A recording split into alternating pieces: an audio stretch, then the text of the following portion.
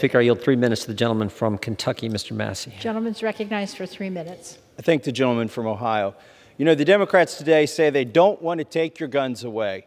Well, then why does the legislation do just that? What they should say today is we don't want to take all of the guns away from all of the people just yet, because we know we can't get away with that. The reality is the anti-Second Amendment lobby has vastly outspent all of the pro-Second Amendment groups put together in the last several elections.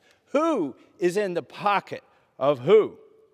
So, the red flag laws, these take all of the guns from some of the people, and the bill that will pass tonight, if the Democrats are fortunate enough to do so, will take some of the guns from all of the people.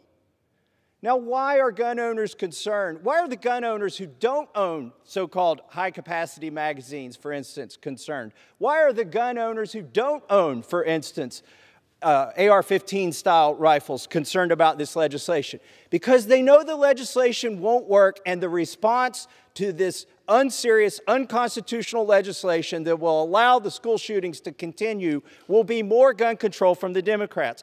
Let me give you an example. They have a high-capacity magazine ban in here that bans any magazine that can accept over 15 rounds. Well, guess what?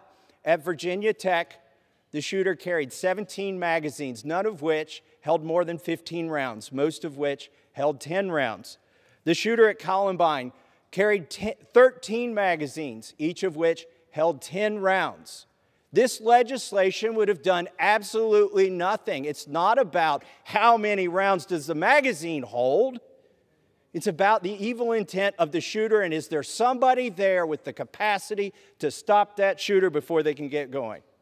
Why is this legislation dead on arrival in the Senate? Why is it dead on arrival in the Supreme Court? One of my colleagues has already acknowledged they know this is unconstitutional, and they'll pack the court if they have to. They said it in Judiciary Committee to keep this legislation alive after it should long since die. But why is it dead? Because Americans don't support it. You've quoted statistics. Those statistics are fake. If they were true, this would breeze through the Senate. But they're not.